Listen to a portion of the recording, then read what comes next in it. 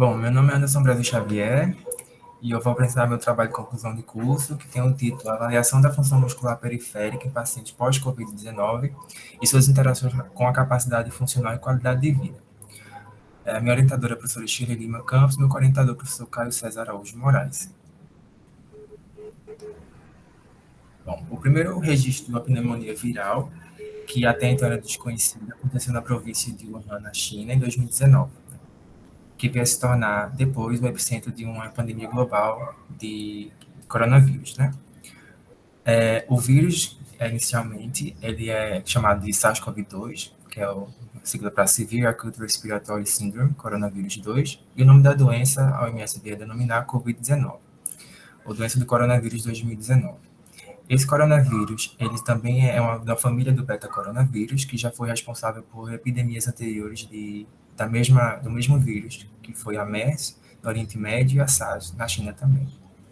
Esse vírus, ele tem o material genético dele é o RNA, e ele apresenta essas espículas em sua superfície, que é vermelha na imagem, que é representada, que chama-se proteína spike. É através dessa proteína spike que o vírus faz o seu acoplamento na superfície de outras células e membranas do hospedeiro, que ele consegue fazer esse ligamento e entrar na célula e fazer a sua replicação e causar as manifestações clínicas da doença. Bom, aqui é uma linha do tempo mostrando como o vírus se comporta com relação às manifestações clínicas da doença durante o seu período de replicação. Então, a gente tem na fase subaguda, a fase pós-crônica, né, que é a fase crônica e pós, a fase aguda. Esses pacientes, após essa recuperação da doença, ainda apresentam sintomas como fadiga, declina a qualidade de vida, no sistema respiratório apresenta dispneia, tosse, e afetando também o sistema nervoso, como desenvolver transtorno de depressão e ansiedade, transtorno de estresse pós-traumático. No coração, presença de palpitações, distúrbios de tromboembolismo de microcirculação e de coagulação sanguínea, e desenvolve também alguns casos de doença renal crônica e até manifestações como alopecia, até um período de cerca de 6 meses.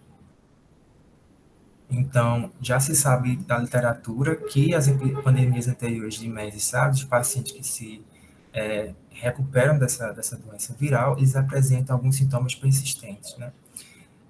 Incluindo fadiga e dispneia. Mais recentemente, a OMS definiu que seria essa condição de pós-Covid, né? É uma condição que comete indivíduos que foram expostos ou foram positivados para o teste, teste para detectar a presença do vírus, que apresentam sintomas como fadiga e dispneia, que duram por pelo menos 2 meses e não podem ser explicados por algum tipo de diagnóstico alternativo.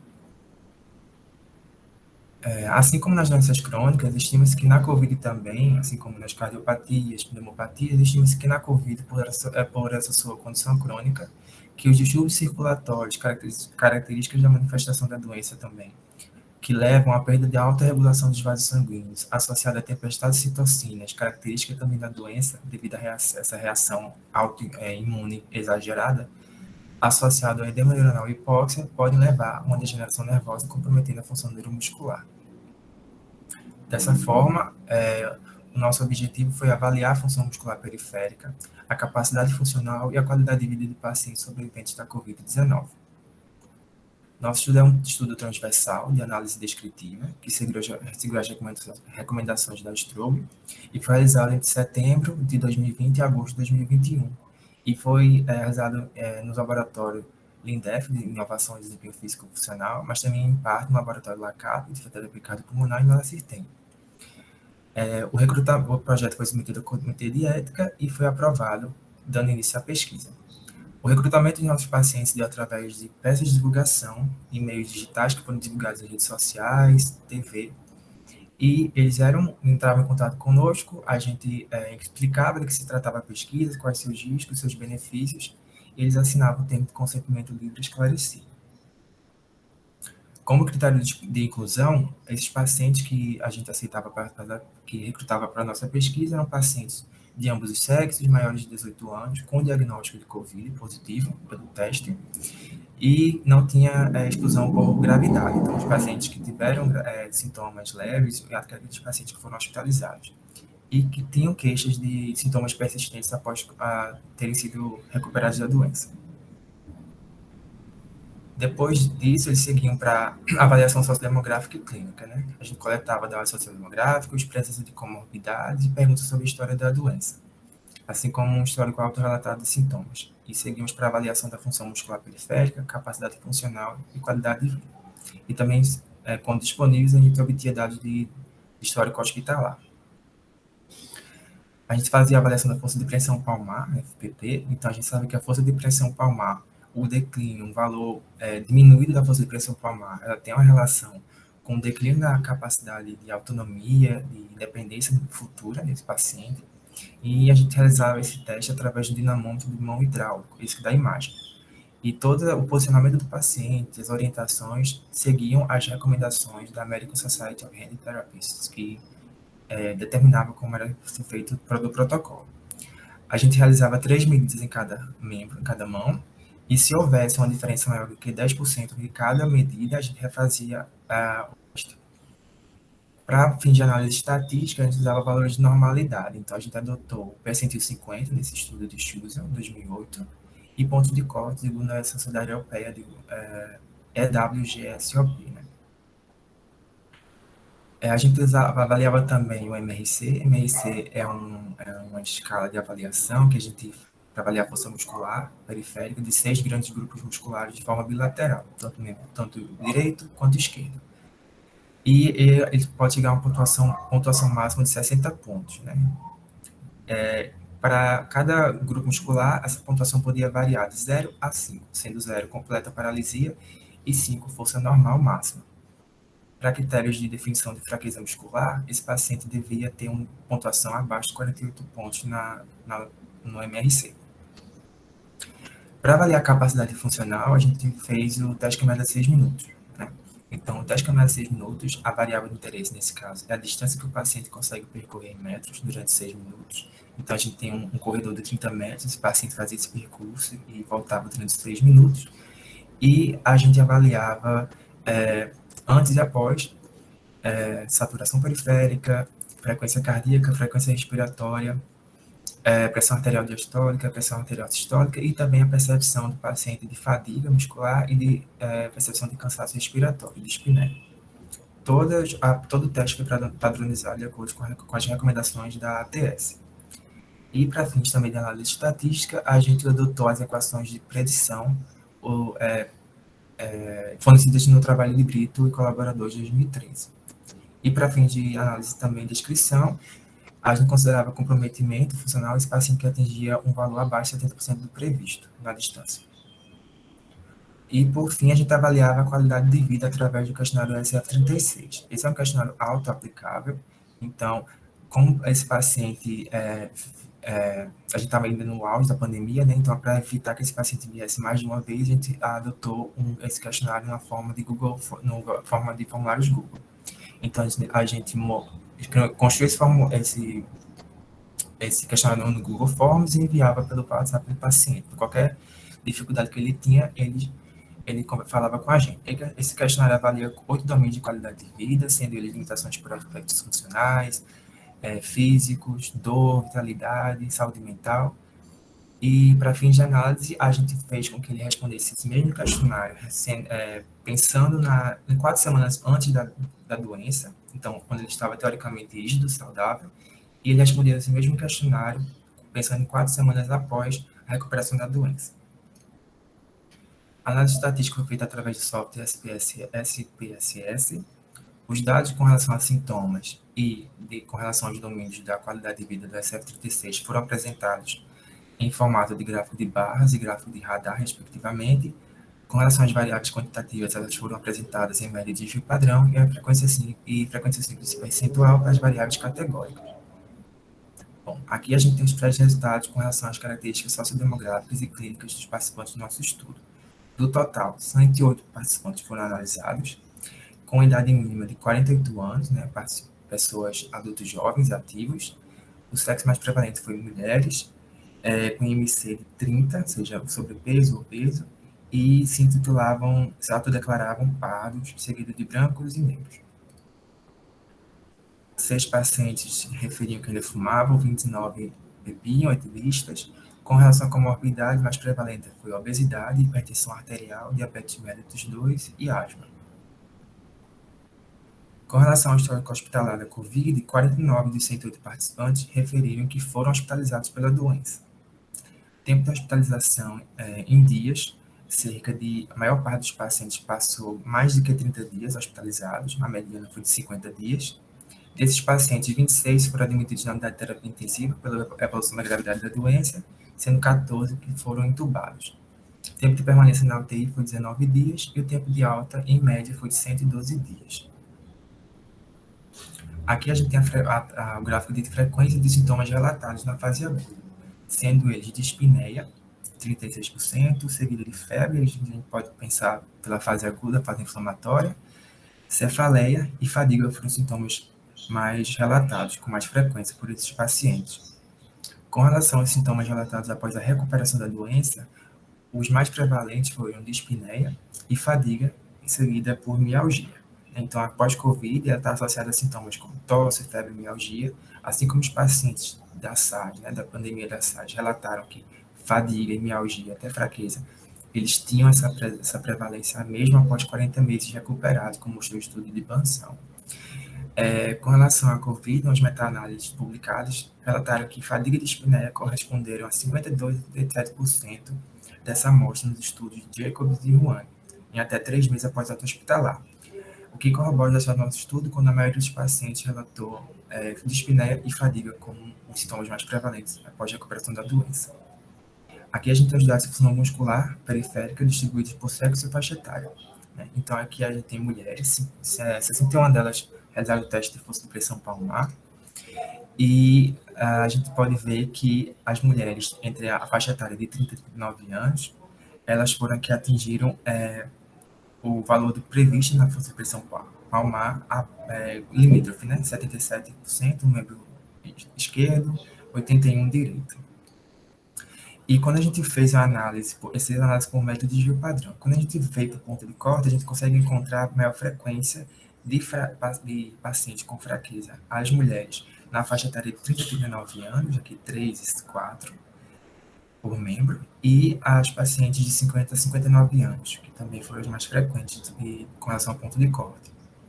Com relação ao MRC, a média, a gente viu que os pacientes não tinham, a média foi acima de 49, então elas não tinham fraqueza, Quando a gente vai fazer a análise por ponto de corte, a gente encontra que os pacientes que tinham mais frequência de fraqueza muscular foram os pacientes na faixa etária dos 50 a 59 anos e de 40 a 49. Em relação aos homens, 37 deles fizeram a teste de força de pressão palmar. A gente encontrou os maiores valores preditos na faixa etária de 30 a 39 anos e de 60 a 69. Quando a gente faz pela análise via ponto de corte, a gente encontra aqui que a maior prevalência de fraqueza foi nos pacientes de 60 a 69 anos.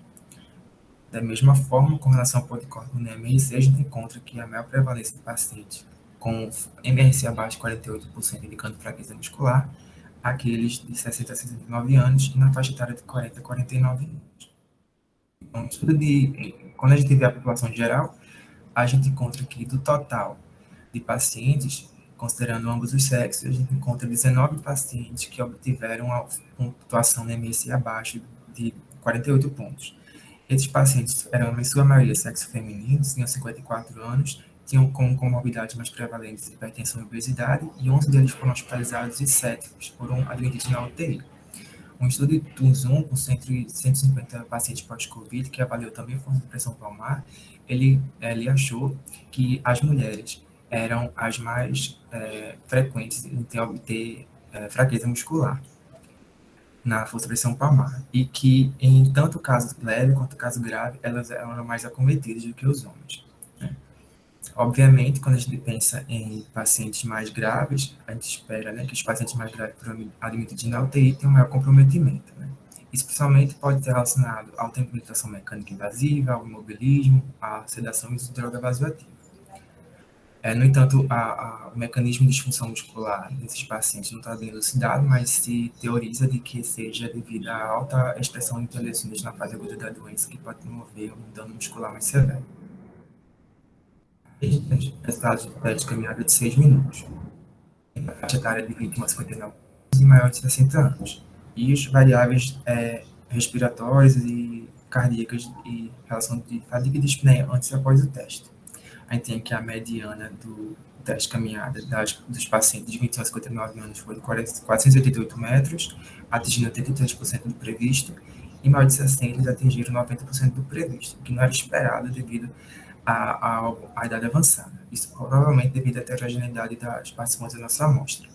Do total, 21 pacientes atingiram um valor abaixo de 30% do previsto. Novamente, esses pacientes eram homens, em sua maioria, diferentemente, mas eram homens, em sua maioria, com idade média de 50 anos, que atingiram um valor de 54% previsto no teste caminhado, bem abaixo do que é o limítrofe. Né? Então, também esses pacientes eram pacientes que tinham comorbidades, hipertensão e obesidade e asma. Dos 21, 16 pacientes foram hospitalizados e 10 foram internados na UTI. A gente sabe que o teste padrão ouro é o teste cardiopulmonar de exercício, mas, no entanto, questão de viabilidade de execução, o teste caminhado de 6 minutos, ele é bem mais fácil de aplicá-lo. Né? Estudos já têm demonstrado que os pacientes com comorbidade, com casos mais graves, eles são aqueles que apresentam maior comprometimento na tolerância ao exercício, né, nesses testes. E aqueles pacientes sintomáticos, que apresentam dispneia e fadiga, também são fatores limitantes durante o exercício, para a redução dessa capacidade de funcionamento. Aqui a gente tem um gráfico de radar com os dados do questão da qualidade de vida. Então, cada ponto aqui desse gráfico, a gente tem um domínio. LAF, limitação por aspectos físicos, dor, EGS, estado geral de saúde, vitalidade, aspectos sociais, limitação por aspectos emocionais, saúde mental, capacidade funcional. Esse traçado azul corresponde àquelas respostas nos domínios dos pacientes quando eles pensavam, né, se referiam às 4 semanas antes da doença, quando estavam saudáveis, né? Então, a gente pode ver que a média nos domínios foi acima de 70 pontos. Questão da qualidade de vida, a pontuação varia de 0 a 100, sendo quanto mais próximo do zero indica uma maior percepção de uma qualidade de vida ruim, e quanto mais próximo do 100 indica uma percepção melhor de qualidade de vida. Então, a gente pode ver que logo depois, no traçado laranja, que se refere à percepção dos pacientes da qualidade de vida depois da recuperação da COVID, o declínio em todos os domínios. Você pode ver uma diferença da pontuação quando eu respondi o primeiro questionário. Os 3 principais declínios foram limitações por aspectos físicos, limitações por aspectos emocionais e capacidade funcional. Alguns estudos com revisão de instrumentos para avaliar a qualidade de vida mostram que pacientes idosos eles têm um comprometimento maior de qualidade de vida e os mais jovens têm uma percepção de qualidade de vida melhor. Né? A gente viu que tem alguns estudos também com análise de regressão mostra que os fatores como sobrepeso e obesidade estão relacionados às piores pontuações de componentes físicos e o sexo feminino está mais relacionado à piora no componente emocional. Então, se tratando da nossa amostra, que a maioria é mulher e com comorbidade, isso vai de encontro aos nossos resultados. Em relação à limitação dos nossos estudos, o nosso estudo é transversal, então não houve um follow-up, o tamanho amostral também foi pequeno, relativamente pequeno. O recrutamento de pacientes foi por livre demanda, não houve grupo de controle de pacientes saudáveis, no entanto, o resultado do nosso estudo era como a gente esperava e em base de dados já disponíveis na literatura. Os achados também são importantes para o manejo desses pacientes e apontam as prioridades de pesquisa. Por fim, na nossa amostra, os pacientes curados da COVID-19, eles mantêm comprometimento residual na função pulmonar periférica, muscular periférica, perdão, e na capacidade funcional, que impacta negativamente na percepção de qualidade de vida. Agradecimento ao Defísio, aos professores, ao CNPq e à Propesc. Obrigado.